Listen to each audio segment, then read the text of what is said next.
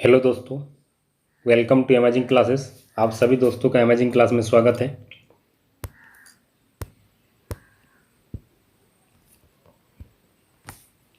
RRB NTPC और group D को target करते हुए जो मैं 90 डेज का क्रैश कोर्स लेकर आया हूँ, उसमें आज जीके का तीसरा दिन है। और उससे पहले 2 लेक्चर डे 1 डे 2 अगर आपने नहीं देखा तो जाके उन वीडियो को देखें। आज मैं डे 3 डिस्कस करने जा रहा हूँ। डे 3 में कुछ कंसेप्ट को पढ़ेंगे कि आज इंटरनेशनल मॉनेटरी फंड के बारे में पढ़ेंगे। इससे पहले सार्क के पढ़े, बेमस्टिक के बारे में पढ़े, फिर कुछ क्वेश्चन पढ़े साइंस के। आज भी कुछ क्वेश्चन साइंस के पढ़ेंगे। इसी तरह करके एक दो टॉपिक लाऊंगा और क्वेश्चन के साथ आपको डिस्कस कराऊंगा, ठीक है। तो चलिए, आशा करता हूँ कि आप लोग खुश होंगे और अच्छे से तैयारी कर रहे होंगे। और अगर आप अभी तक टेलीग्राम चैनल से नहीं जुड़े या ग्रुप से नहीं जुड़े तो जुड़ जाएँ। वहाँ पर आपको क्लास का PDF प्लस आपको टेस्ट का लिंक मिल जाएगा। ऑनलाइन टेस्ट लिया जाएगा, उसका लिंक मिल जाएगा। वहाँ पर लिंक शेयर कर देंगे, ठीक है।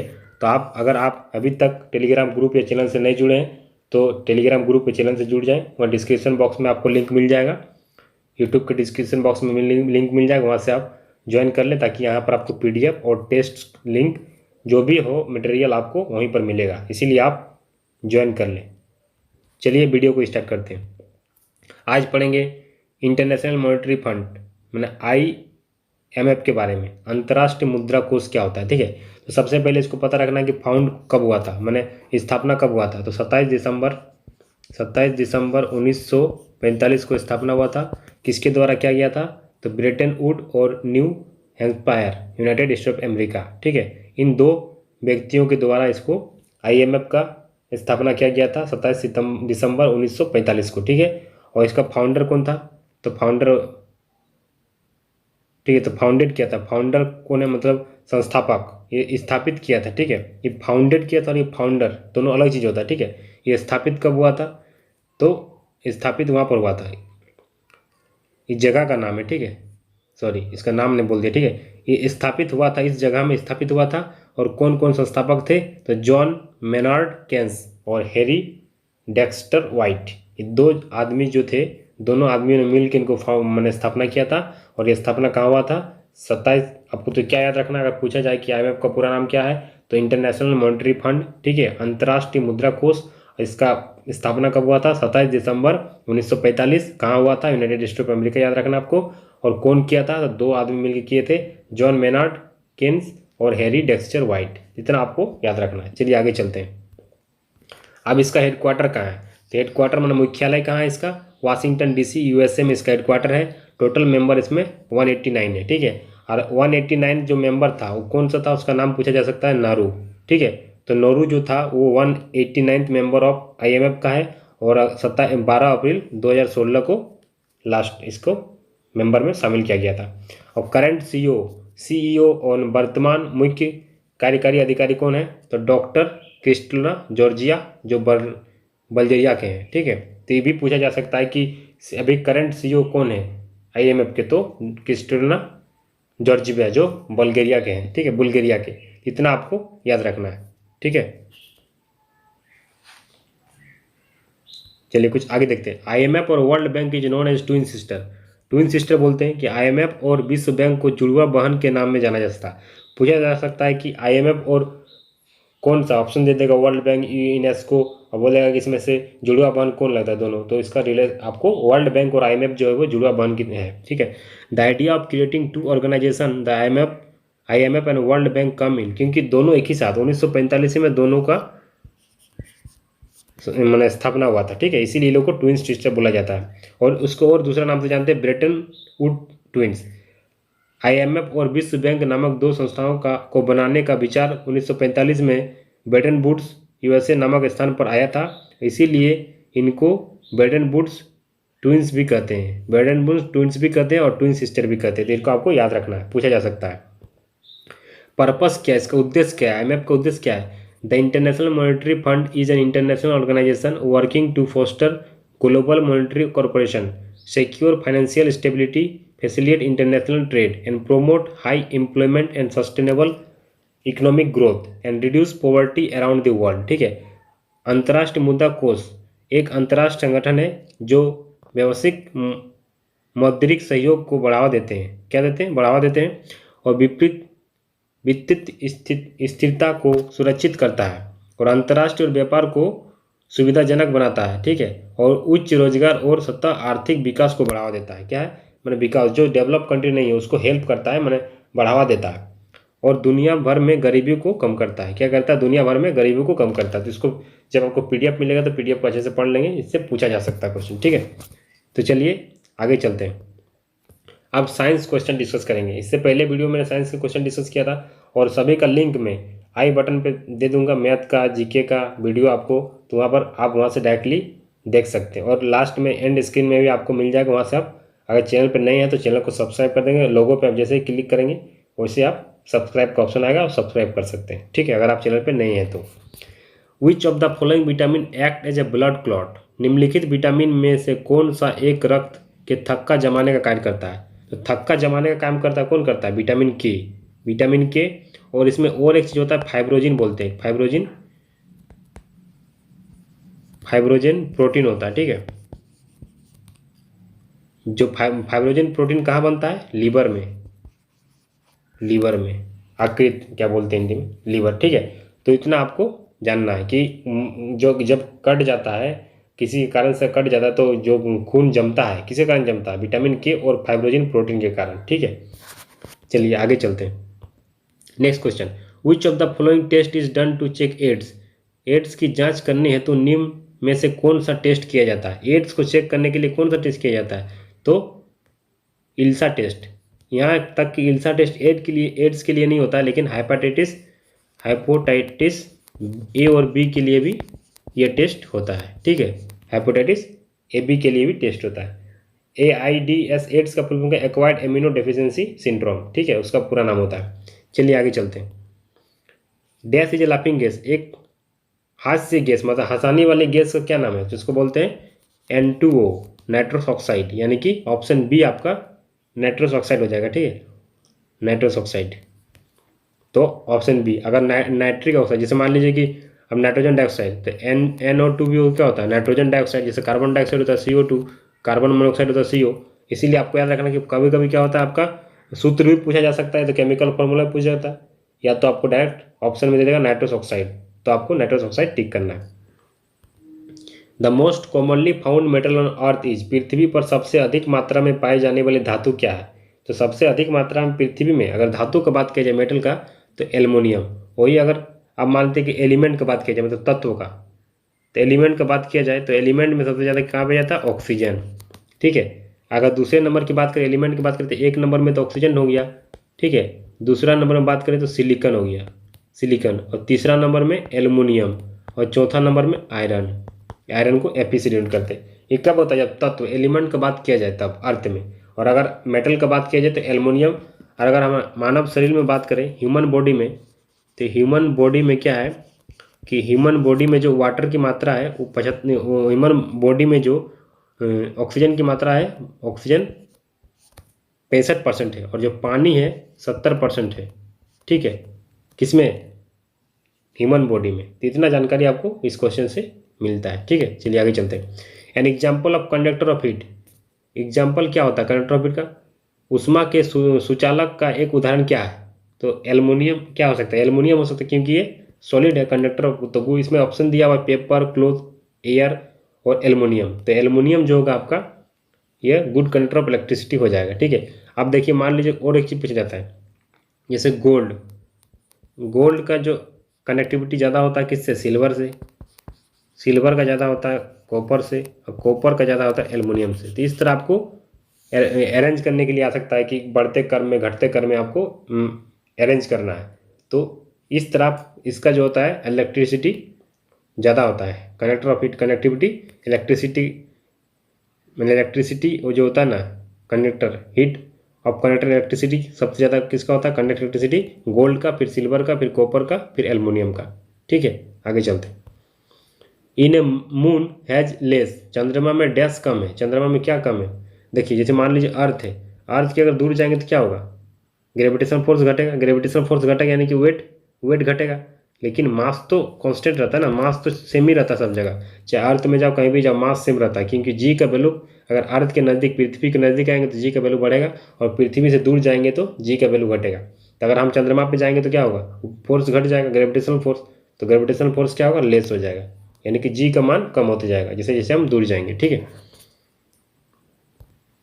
एलपीजी इज प्राइमरली, मैंने एलपीजी में मुख्यतः क्या होती है, तो एलपीजी में क्या होती है, liquid butane, isobutane, acetylene, methane, ethane and hydrogen acetylene क्या होता है। तो लिक्विड ब्यूटेन और आइसोब्यूटेन जो होता है, द्रव्य ब्यूटेन और आइसोब्यूटेन एलपीजी में होता है, ठीक है।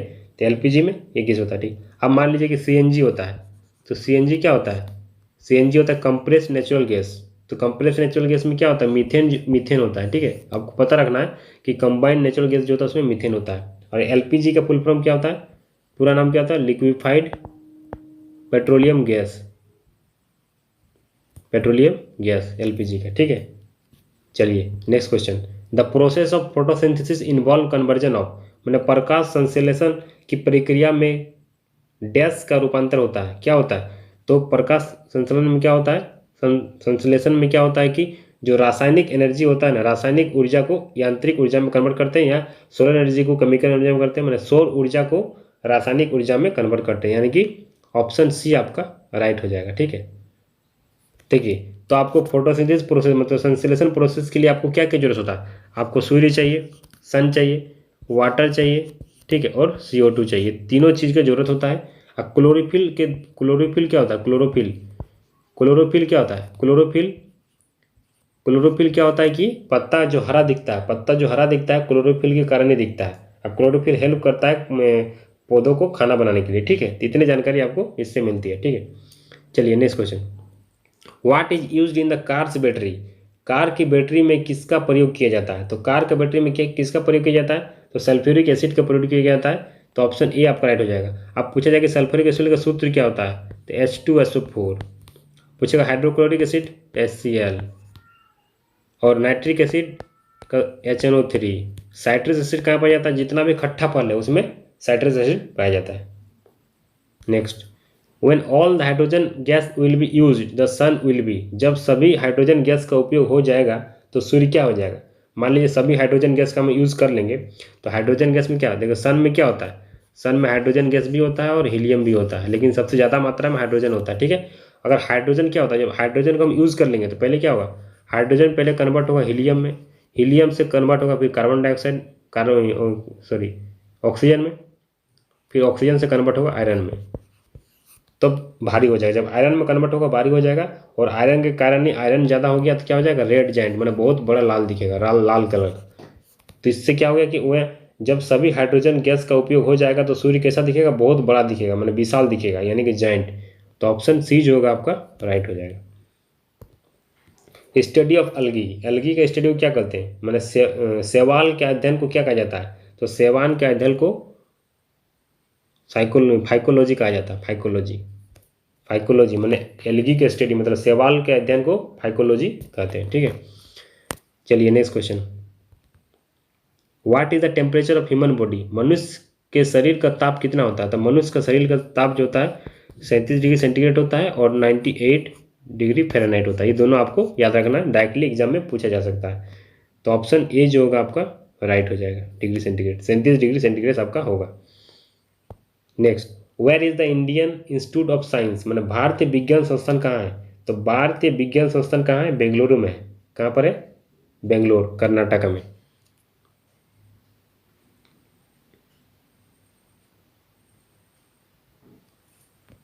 ठीक है, तो बेंगलोर की राजधानी कहाँ है, कर्नाटक, कर्नाटका। बेंगलोर की राजधानी कर्नाटका। हैदराबाद का राजधानी उस टाइम तक क्या, तेलंगाना और आंध्र प्रदेश, लेकिन अभी आंध्र प्रदेश का अमरावती हो गया, बहुत सारा हो गया, लेकिन तीन तीन capital executive capital, current affair में बताया था एग्जीक्यूटिव कैपिटल हो गया, और 3 कैपिटल हो गया, विशाखापट्टनम हो गया, अमरावती और एक कुछ है अभी नाम याद नहीं आ रहा। और तेलंगाना, तेलंगाना 19वां राज्य बना था, 19वां राज्य बना था कब, 2 जून 2014 को तेलंगाना जो है हैदराबाद से अलग होके दूसरा राज्य बना था, ठीक है। और कलकत्ता का राजधानी क्या है, वेस्ट बंगाल, और देहरादून का राजधानी है उत्तराखंड, और उत्तराखंड देहरादून जब बना था, कब बना था, 2000 में। देहरादून किससे अलग होकर बना था? यूपी से अलग होकर देहरादून बना था और 2000 साल में, ठीक है। तो आपको इतना जानना है इस क्वेश्चन के, इस क्वेश्चन से आपको इतना, ऑप्शन को भी डिस्कस कर दिया, ठीक है। चलिए आगे चलते हैं। Who was the father of botany, ठीक है। वनस्पति विज्ञान के जनक कौन है? देखिए बायोलॉजी, बायोलॉजी के दो भाग में माना जाता है, बॉटनी और एक जोलॉजी। बॉटनी मतलब जो पौधा से रिलेटेड होता है, जो जानवर से। तो एरिस्टोटल जो है, अरस्तुटल जो है, ये दोनों का किए थे। किसका किसका किए थे? ये बॉटनी का भी और ये बायोलॉजी का, जोलॉजी का जो थे वो दोनों एरिस्टोटल जी किए थे, ठीक है। लेकिन सिर्फ बॉटनी का कौन किए थे? थियोफ्रेस्टस। तो ऑप्शन ए आपका राइट आंसर हो जाएगा। बॉटनी साइंस का जनक कौन है? तो थियोफ्रेस्टस जो थे वो बॉटनी साइंस के जनक थे। लेकिन बायोलॉजी और जियोलॉजी का पूछा जाए तो आपको एरिस्टोटल आपको याद रखना है, ठीक है। इतना जानकारी आपको रखना होगा, ठीक है। चलिए नेक्स्ट क्वेश्चन।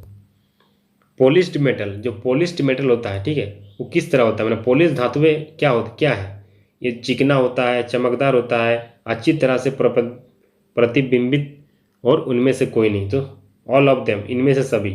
तो जब भी कोई चीज़ रिफ्लेक्ट करेगा तो रिफ्लेक्ट इस तरह हो जाता है, मतलब पॉलिश भी होगा, चमकदार भी होगा, और वेल रिफ्लेक्टेड, मतलब अच्छी तरह से प्रतिबिंबित हो जाएगा। यानी कि ऑप्शन डी आपका करेक्ट हो जाएगा। If light fall on a mirror, अगर लाइट फॉल करेगा मिरर में तो हमेशा रिफ्लेक्ट ही करेगा। अगर कोई प्रकाश दर्पण पर गिरता है तो यह प्रतिबिंबित हो जाएगा, यानी कि रिफ्लेक्ट हो जाता है। ऑप्शन बी आपका राइट हो जाएगा, ठीक है। सैंड इज मेड ऑफ, रेत का निर्माण डैश से होता है। तो रेत रेत जो सैंड होता है, रेत SiO2, सिलिकॉन ऑक्साइड बोलते हैं इसको। तो सिलिकॉन ऑक्सीजन दोनों होता है, यानी कि ऑप्शन सी आपका राइट आंसर हो जाएगा, ठीक है। चलिए next question. Sun is bigger and far from, देखिए अब सन यहाँ पर है तो सन क्या होगा? अब इधर क्या हो जाएगा? मरकरी हो जाएगा, ये वेनस हो जाएगा, ये अर्थ हो जाएगा। तो क्या हो जाएगा? Sun is bigger and far from the earth. Sun जो है सूर्य डैश से बड़ा और दूर है। सूर्य जो है पृथ्वी से बड़ा है और दूर है। तो ऑप्शन ए आपका राइट हो जाएगा। चलिए नेक्स्ट क्वेश्चन। तो चलिए इतना ही क्वेश्चन था। आशा करता हूँ कि आपको वीडियो अच्छा लगा जैसे लाइक करें, दोस्तों में शेयर करें। साथ ही अगर कहीं डाउट हो तो कमेंट करें, और अगर आप चैनल पर नए हैं तो चैनल को सब्सक्राइब कर दें, साथ ही बेल आइकन प्रेस कर दें ताकि आने वाले वीडियो का नोटिफिकेशन आप तक पहुँचे। और एक आवश्यक सूचना है कि अगर आप लोग अभी तक टेलीग्राम से नहीं जुड़े हैं तो टेलीग्राम से जुड़ जाएं। लिंक डिस्क्रिप्शन बॉक्स में मिल जाएगा। वहाँ पर आपको सभी क्लास का PDF मिलेगा, एक नंबर। दूसरा नंबर कि आपको जो क्विज होगा, मतलब टेस्ट, वीकली टेस्ट और डेली टेस्ट, तो टेस्ट का जो लिंक होगा वो लिंक आपको टेलीग्राम ग्रुप पे या चैनल पे दोनों में मिलेगा। आप दोनों या एक में, किसी में से एक में ज्वाइन कर ले ताकि आपको वहाँ लिंक मिल जाएगा और आप टेस्ट दे सकते हैं। और इधर तो आपका पढ़ाई चल ही रहा, क्वेश्चन डिस्कस कर रहे हैं, फिर आपको टेस्ट भी देना जरूरी है। जो टॉपिक में हम पढ़ाएंगे क्लास में उससे ही क्वेश्चन को दिया जाएगा, लेकिन जीके को हम कुछ भी मिक्स करके दे सकते हैं, और मैथ रीजनिंग उसी तरह सब मिक्स करके देंगे ताकि आपको प्रैक्टिस होते रहे, ठीक है। तो आप अगर टेलीग्राम ग्रुप से नहीं जुड़े हैं, टेलीग्राम चैनल से नहीं जुड़े, तो डिस्क्रिप्शन बॉक्स में लिंक मिल जाएगा, वहाँ से आप जुड़ सकते हैं। Thank you for watching this video.